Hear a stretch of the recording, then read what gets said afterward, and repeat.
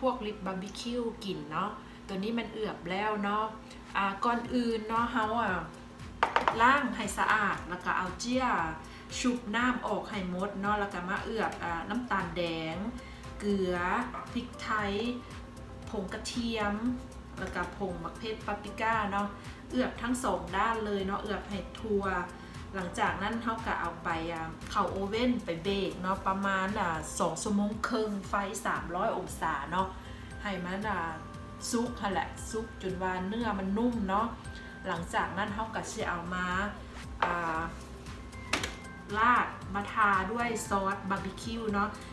ช่วงนี้แมนเขาสิเอาตัวสิ้นที่เขาเอือบนี่ไปเข้าโอเว่นก่อนหลังจากนั้นเนาะเขาก็มาเกี่ยมซอสเนาะ